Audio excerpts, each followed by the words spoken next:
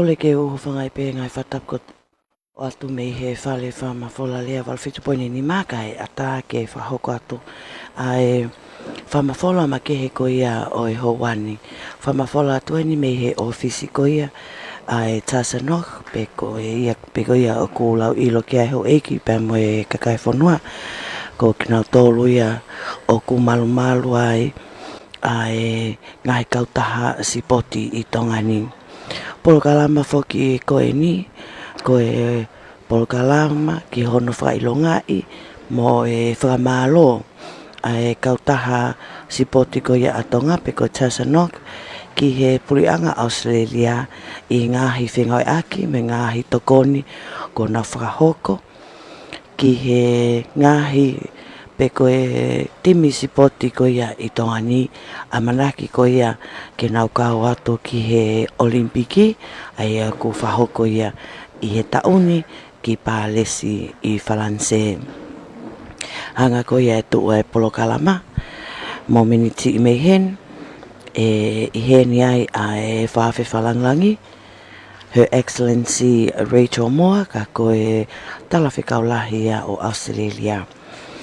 Oku ia e lotu kamata ai e whakahoko atu pe ia e he tangata eki whaiwhekau sa Swisiliana o Haveluloto ko whaiwhekau sa vieti tuipou. Pea pehe foki ki he lea talitali whakahoko atu ia e tokon Palestini ai TASANOC ka ko e Palestini ia e kautaha kautahi pe ko Tonga Swimming and Aquatics Association ko Suliana Afu.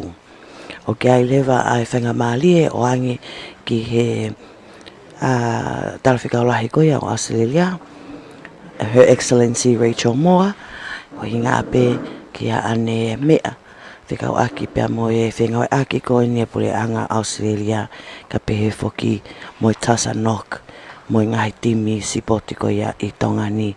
Ko le whamalo e whahoko ia e Palestini ai nau tōl pe koe timi hiki mea mawha pe koe Tonga Weightlifting Association ko mai kolo Bloomfield ka pehe fuke lok tutuku ko whaiwhekau sa vieti tuitupo.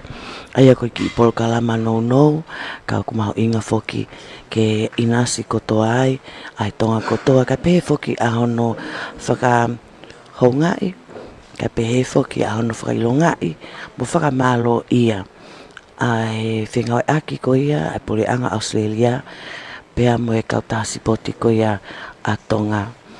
O hange pe ko ia ko mo mea mai I he pesi Facebook ko ia Broadcomfm Broadcasting ko e ko osi mau marie mai ai ni ihi e kau whakawhe ko whatongai o ko I heni e kau whafofonga me ngai sipot ke ai aku amanaki ko ia ke nau lava atu ko ia ki pālesi ki Falanse hange ko e kau whafofonga me he kautaha fuhu ko ia Tonga o ke kau whafofonga me atelita ko e whatonga ia to ke ai whafofonga me he timi sevens ko e hange ko ia ko e tokoni Palestini ko ia ai TASANOC Suliana Afu pea mo ene kau pou Ika ke ngata ai ka pehe foki pea mo e tale kita ko ia ai TASANOC pe ko ia o tau lau ilo ko toki ai ne tina Latu vea pe ko ia pe tene hango tataki ai polokalama ko ia o e Hawani. Kia foki ngai timi ni ihi o ku nau kei whainga ke qualify pe ko nau whainga ke nau pasi ke nau kawatu ke whiau he koe olimpiki I Palesi.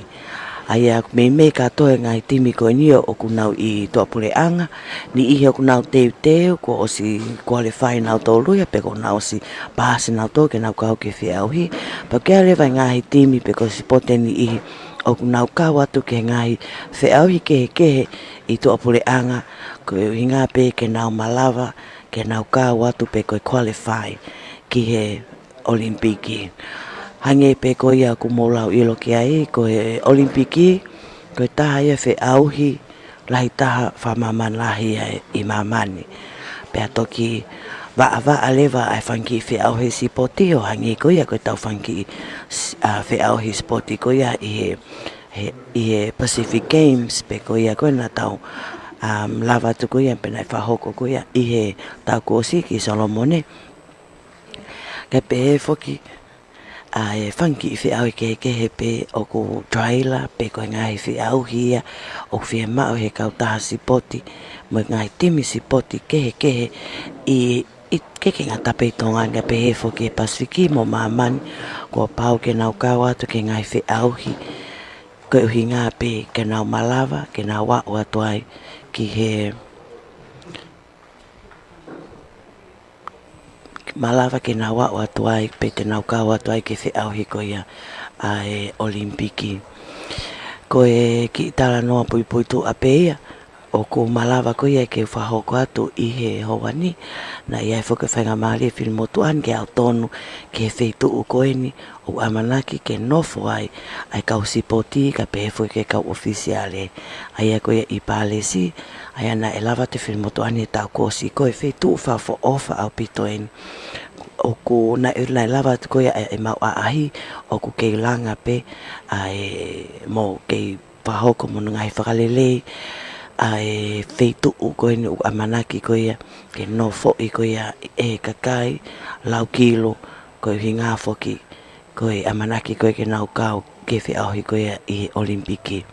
Te whafofua ki he feitu koeni pa ku iloa pe ia pa whahingoa pe ia e Falanse koe Olympic Village tau whakau koe hange pe ia haki I kolo I palesi whafo ofa te whafufua tu mahalo was lahi I nuku alofa mahalo ka pai whataha I mai nuku alofa mo konga o maufanga koe lahi koe wheitu o koeni o amanaki koe ke nofo I koeni he inau tolo o amanaki nau lava atu ki Falanse ke whahoko koe whiau I whamaman lahi koeni whiale whoke ngai tim ke tongani o ku nau veipa nau whaam ke nau kawa tu ke whiau hi koeni ai Olimpiki o hange koe taekwondo koe sevens koe nau lavet ki ai koe kau tahi koe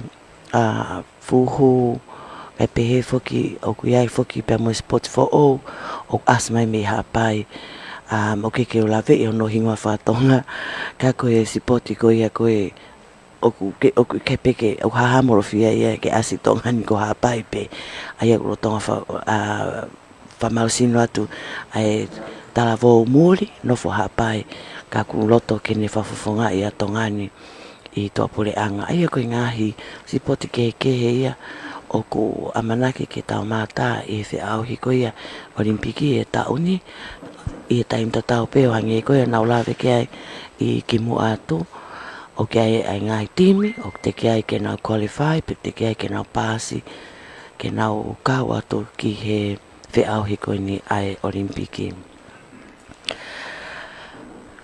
koe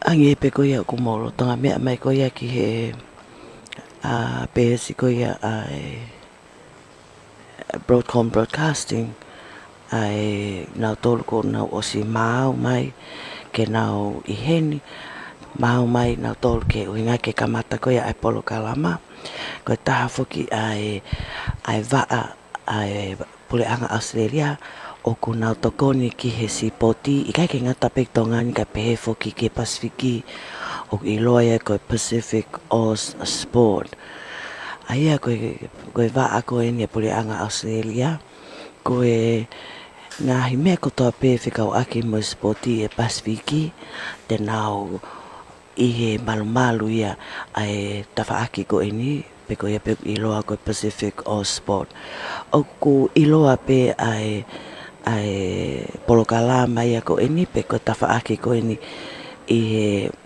pule anga Australia e Pacific Oz Sport o hange pe koe na mo whanongoa koe taha ni kau tahana nau toko ni lai taha ai netpolo I Tonga ni me ngai timi ke hepe I kai ke ngatai ka nai toe mawhao mai ai tokoni ko ia ai Pacific All Sport o na malawa ai ke whamafola atu ai ngahi sipoti kai tau te whito ki he netpolo. Eia koe ngā ue tu ki mu aia ai Pacific All Sports ki he Pasifiki ko hono whakaivia pia mono poupou i ai tale niti ko ia o e whanau pia mo e kakai o e Pasifiki iha whaahinga mala epe. O kuiai whoke ngahi timi ia i ngahi whanua ko e Pasifiki o hange ko ngahi timi i ngai ke ime kui koe footstall we me hange ia koe soka i he otomoto Solomone aia koe whainga ia koe ia o Australia o kia ngahi timi o ku kau mai koe ia ki he ngahi polkalama koe ia o Popowaki koe ia e he pureanga Australia o hange koe timi koe ia o ku whiriwhiri mai me haamoa pia mo Tonga ai tawhatahan ki tamai ki whewhine ai i loa ai timi ko ia koe pēnina ai koe pēnina koe timi a kapulu ia o ku whiriwhiri mai ia me he kakai whewhine tu ki mua ia kapulu me Tonga ka pehe whakaha moa ai koe ngahi sipot kehe o ku tokonia ko ia e pureanga Australia mo tol ko ia mo me mai me Australia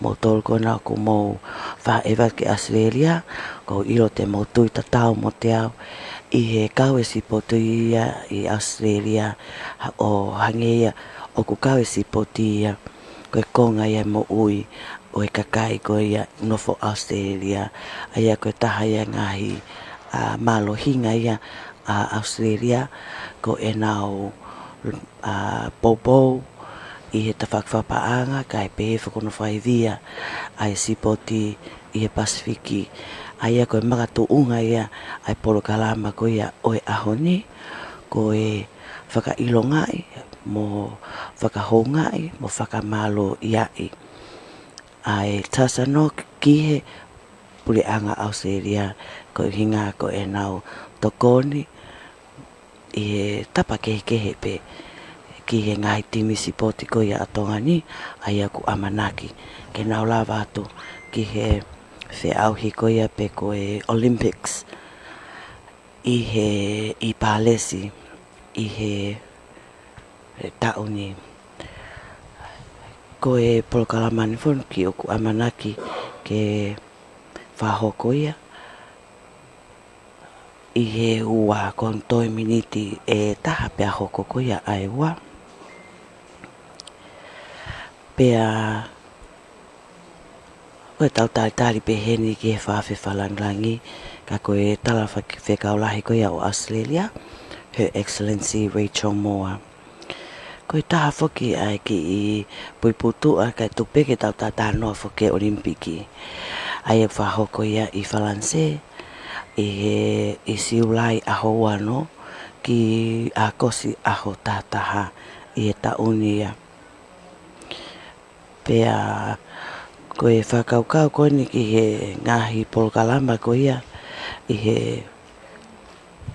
whiauhi ko ni a e Olimpiki o ku whakakau atu e nau tolu pea mo e Paralympics pe ko e whiauhi ia nau tolu o ku ia a e nau whaingata ia whakai sino ki o nau sino ko e lolotonga ni ko e tarawhikaulahi e ni o Australia o kune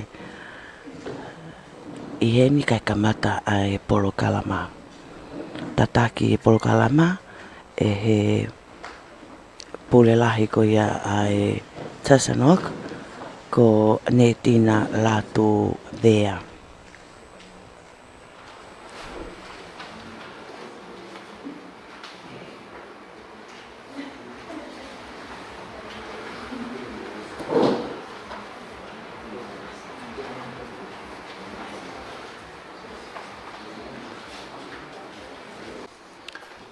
Whakamole ke tau kamata, ka mo mea hifopē ki he tau polokalama, ki hono whakahokohoko. O ko kole heni ki he tangata e ki whai whekau, sa vieti tu pō, ki ni wha mole mole, o ka mata ake tau Broadcomfm, ha tau lotu.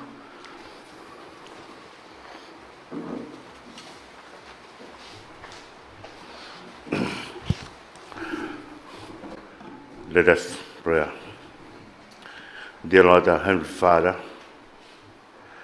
the Creator of heaven and the earth, the deliverer of those who captives and slaves by the power, evil and darkness, you intervene in our midst to be our light and our salvation. We thank you for the day, for the present, the availability of the guest of honor to be here with us. Her Excellency, Rachel Moore, and also the President of the board and all the candidates and the members and all of the representatives of the others to be here with us this afternoon. Lord, we ask your blessing to be with us, your wisdom, power, strength, and also your honor to lead us throughout this meeting. We all ask all these things through your mighty name, our Lord Jesus Christ, our Savior. Amen.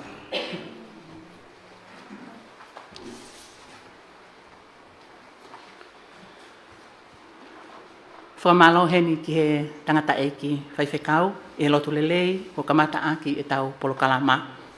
Ko kole he whainga maari e koe ni, ki a Suriana Afo, ko te koni Palestine a TASANOC, pe koe komiti sipoti olimpiki whakawhanua a Tonga, ka koe Palestine o komiti sipoti kakau, pe Tonga Swimming and Aquatics, ke ni whakahoko a lea taritari. Suriana.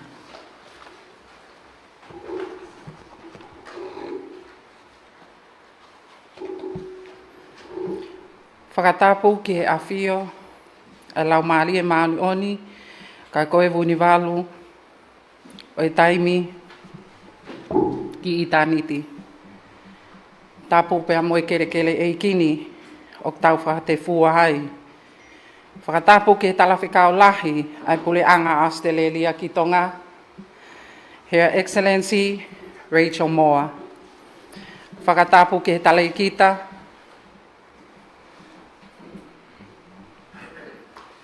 ai vasi poti o e pot ngawe ngahi ngawe whakalot whanua o ne toto anisi whatapu heni ki he Palestini o e TASANOC Michael Pumfield whakatapu atu ki he whaiwhikau sa vieti tui tupou mo haa whakaolunga o Tonga pehe ai whakatapu ki he Palestini o e Tonga National Paralympic Committee, Maliu Takai, kai pehe ke kau whafofonga, o i kau taha sipoti whafonua a Tonga, pehe ke he kau whakaafe, kotoa, mo i sola, mo havulangi o tau kau whakataha, hono whailongai, o i aho mahu ingani, kua kotofa.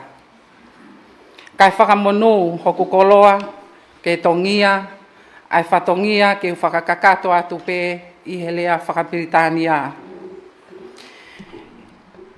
Your Excellency Rachel Moore, the Australian High Commissioner to Tonga, distinguished guests, ladies and gentlemen, on behalf of TASANOC Board Executives, National Sports Federations, and athletes, I am deeply honored to warmly welcome Your Excellency, Ms. Rachel Moore, for gracing us with your presence in this auspicious occasion. Today is a significant moment that we come together to strengthen the growth of sports in Tonga and the broader Pacific region through this initiative. Sports have always been a vital part of our communities in promoting health, solidarity, resilience, and excellence among our athletes. The launch of the Pacific to Paris program highlights our commitment and dedication to using sports as a driving force for positive change and progress in our society. The Pacific to Paris program has been delivered by the Australian Olympic Committee through the financial support of the Pacific All Sports under the Department of Foreign Affairs and Trade of Australia. This program builds on similar support provided for the Tokyo 2020 Olympic and Paralympic Games and the Commonwealth Games Birmingham 2022. Our aim is to provide athletes with the tools, training, and opportunities needed to excel globally, showcasing the talent and potential of our region. Heartfelt gratitude to the Pacific All Sports for their invaluable support in enabling 6 sports: athletics, taekwondo, boxing, rugby sevens men, swimming, weightlifting, and sailing to participate in the upcoming Olympics in Paris. We express our deepest appreciation to the Australian government, represented by Her Excellency Rachel Moore, for their unwavering support and cooperation in advancing sports in development in the Pacific. As we embark on this new endeavor, let's embody the core values that sports teach us: discipline, perseverance, teamwork, and fair play. Together, let's build a lasting legacy of sportsmanship and achievement that inspires future generations. Acknowledging the challenges our athletes face, particularly in sports like swimming, due to the lack of facilities and professional coaches in the Kingdom, we extend our gratitude to the TASANOC Executive Board, President Michael Bromfield, CEO Latu, and the entire team. The partnership with the Australian government will be a significant boost for our athletes' preparation for the upcoming Olympic Games in Paris. A heartfelt thank you to all athletes, coaches, officials, and supporters whose dedication has been the cornerstone of this program's success. Your hard work and commitment are truly commendable, and we eagerly await your future accomplishments. Let's embrace this opportunity with enthusiasm and determination, knowing that together we can pave a brighter future for sport in Tonga and the wider Pacific region. Once again, our sincere appreciation to our guests of honor, the Australian government, through Pacific All Sports, for their continuous support and initiatives. Tawange, ke tau hoko atu ai pē, e tau whetakinima, he langomi e whatongia ki hono teke, mo pātolo aki, ai mai moa sipoti i Tonga, ki he tonga whiewhia mo tūloa, malo whakapāpātu.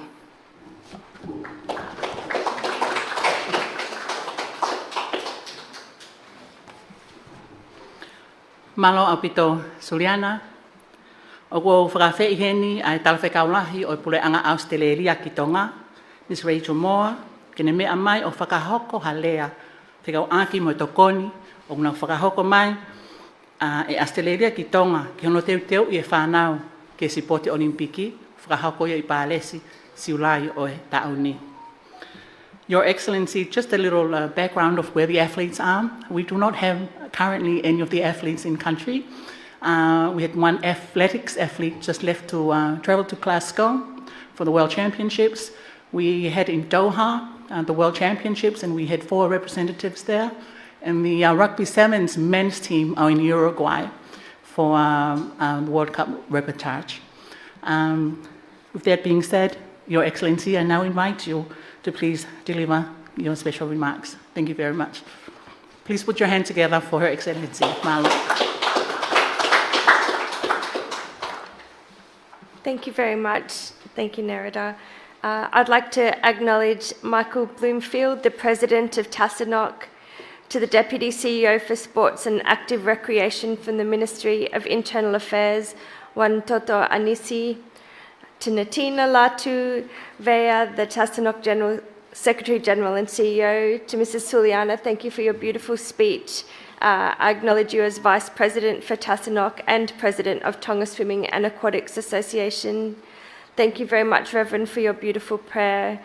To Presidents and Secretaries of Sports Associations, national coaches, athletes and your families, your supporters, and to my team, Ian Cooper and Hannah McKnight, who are here today, Malo Elalei, and thank you so much for hosting me today to mark the launch of the Pacific to Paris initiative here in Tonga.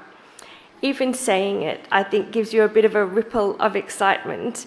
Two absolutely stunning parts of the world linked together by sports. And I think as we reflect on what connects us all, sports is such a critical part of that. Both our countries and what matters to us. I'd just like to pause to pay my respect to Lord Vaya, Minister of Internal Affairs. He should take my... Thank you. I think Lord Vaya is one of our closest partners and a continually dedicated supporter of our bilateral relationship, including as a rugby boy in Australia back so many years ago. Lord Vaya, we were just reflecting on those connections that link us as countries, and I think you're a great living example of that. So beautifully timed entrance. Thank you very much. This week, all across the Pacific region, other events like this are being held as Australia supports athletes from all across the region on their journey to the Paris Olympics and the Paralympic Games.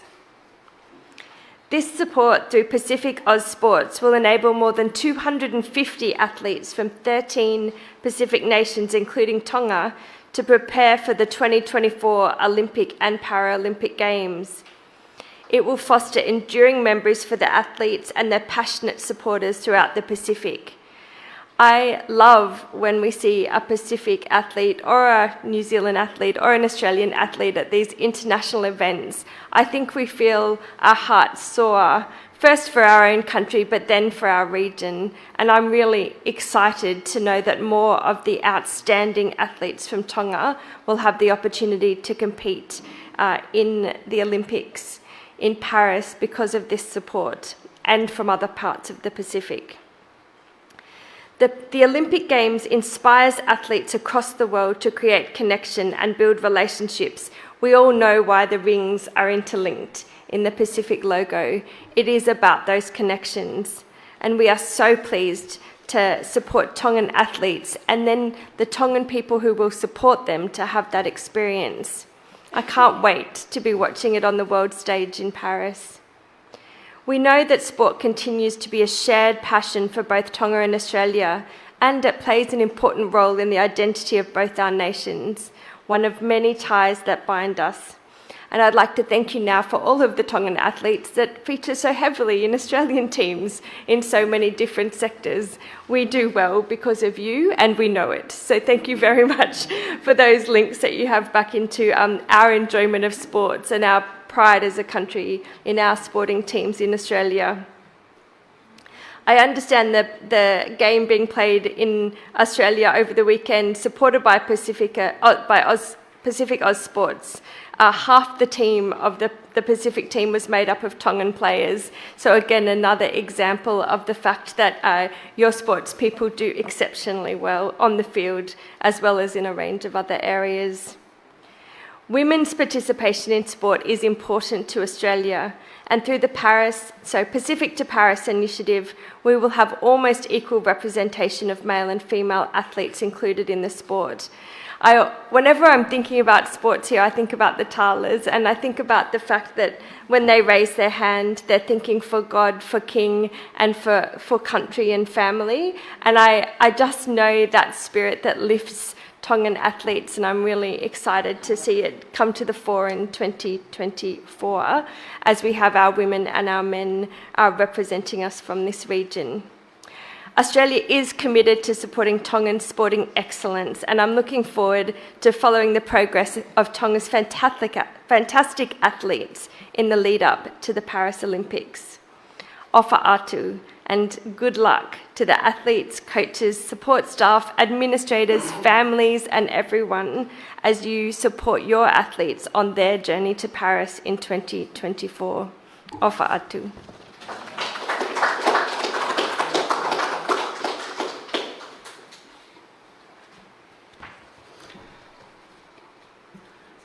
Malo au pito, Your Excellency. O kua whawheheni ai tangata eki Palestini o e TASANOC, Michael Bloomfield, e ni whakahoko ai lea whakamalo. Hiria, ko kore peki he tangata eki whaiwhekau, ke ni whakaosi aki haloto, te mo tāpua ki ai peki whamamalohi, mo ilelei, te teo i tangata eki Palestini, pe mo toi ngā poate. Malo au pito. Michael Bloomfield.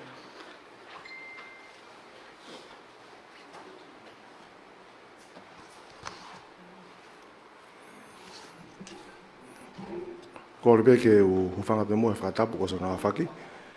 Ai whahauka te ki whatongia whaosi o e whiawhini. Te ki o atu pēha ki whamatala pē he tau lea whakatonga, whekau me ki polokalama ko ini, pa te wafe ki he lea whakapapalangi. Ngā tu unga pē i he sikau muri una i hen, pa pē whoke High Commissioner. Ko e polokalama whoko ni, ko toko ni ain he pureanga Australia, ai tau kau sporti ka ke ngata ape i he nau wheau ke Olimpiki ka koe nau teu. Na kamata whoki polokalam koe ni he ki Tokyo, na e nau tokoni mai ai o whangamari ai e kau sporti e toko hiva, pia i he tauni, ko hiki e nau tokoni whakaipaanga, pia to hiki whoki mo e nau mo e tōlahi ai kau sporti, athletes o nau tokonia. Ai a koe tauni, o toko uawha, kawat whoki ai ngahi timi tautaha, ai kau sport tautaha, ka pē whoki ki he timi tautau toko fitu tangata, te nau whanonga atu ki Monaco, i he qualification tournament for Australia. Ai oku mahinga pē ke tau whatongai, ai tokoni mai Pureanga Australia, ki hono tokonia e tau kau sporti ki he Olimpiki. Peka ke ngata pe whoki ai, o nau te tokonia pe i he sporti, i polokalama ko ini ko Pacific All Sports. Ai ngai sporti, o kui kai ke nau kau ke Olimpiki. Ange ko mea nei mea ki ai talwhikau lahi, High Commissioner. O ku kau whoki ai netball, pea mo e Aussie Rules, no Rugby League, he nau pokalama o nau tokonia. Pea te mahu ingange ai, o nau tokonia whoki, ai si kau sporti koe whaingata ia.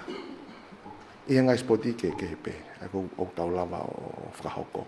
Pea koe kau ia he tokon lahi, ton ke tau whamalo ia ki nau tolu, Pureanga Australia i he tawhaako ia. My salutations to the Madam High Commissioner, Rachel Moore, the Minister of Sports, Lord Vaya, Reverend Tutupo, members of the Diplomatic Corps, board members of TASANOC, Deputy CEO of Sports, Omia, presidents and secretary generals of all respective national federations who are here, and you are here invited as you have athletes who will benefit from the All Sports Australia Government Initiative. I know I'm standing between morning tea and also Honourable Lord Vaya's Parliament session, so I'll try to keep this as brief as possible. Madam High Commissioner, our thanks is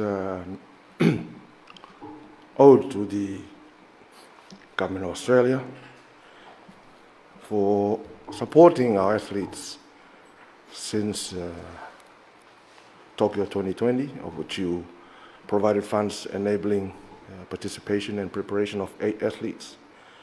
And for Paris 24, there will be 24 athletes, including our sevens team, who will benefit from the assistance you have provided. In Tokyo, diplomas were awarded to top 8 finishers in the Olympics, whilst to 2 athletes in taekwondo and weightlifting, whilst we missed the podium and emulate the achievements of our boxer in '96 by Wolfgram. But I think a top 8 finish is still worth a mention. The performances of Paris is yet to be determined, but we are hopeful and praying hard that there will be improvements in the performance of our athletes. A notable note to provide thanks to the Australian government is the assistance also provided to our non-Olympic sports, of which we are members of TASANOC, and I name mainly Tala, netball, rugby league, and also Aussie rules. And we are most thankful and grateful for the assistance provided by the Australian government. The TASANOC current board has made it an objective to assist our not able athletes, capturing the inclusiveness of sports in other areas to include para sports people. And in this case, we are finding funds to provide a dedicated para sports development officer. And it is hoped that in future Olympics, we will field regular Paralympians from Tonga. In leading up to Brisbane 2032, I know we should also be thankful and grateful for the Australian government, more importantly Brisbane government, federal government, for bringing the Olympics to the Pacific and Oceania. Just a little heads up, Lord Vaya and I will be putting our hands up and bidding for the Pacific Games 2031, a precursor to the 2032 Brisbane Olympics. And we look forward to continual assistance from people in the Government of Australia and future sports developments. I wish Madam High Commissioner very best for 2024 and look forward to more closer cooperations in sport with the Australian government in the future. Thank you very much.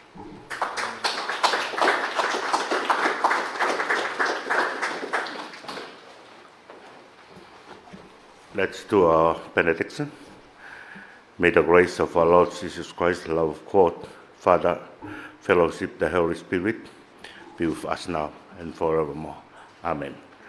Kore peke tau loto ai peko hea koe mea takoni. E kile reu mau whamalo atu. I a haupe mo i kuna whatungi a koe. Mau loto atu ko hea koe mea takoni tuku i mau loto ngā. Ka ino mai hau eki. Eki no pere ne awhio. No pere vaya. Au mai guest of honor. Her Excellency Rachel Moore. Lawe eki mau dolu e kainanga whanua tuku mau mauidia. Ua whapetao aloha sisu Christ. Koe pēha mau whamaui. Amen. Pea koe kakato ia e polo kalama whamalo.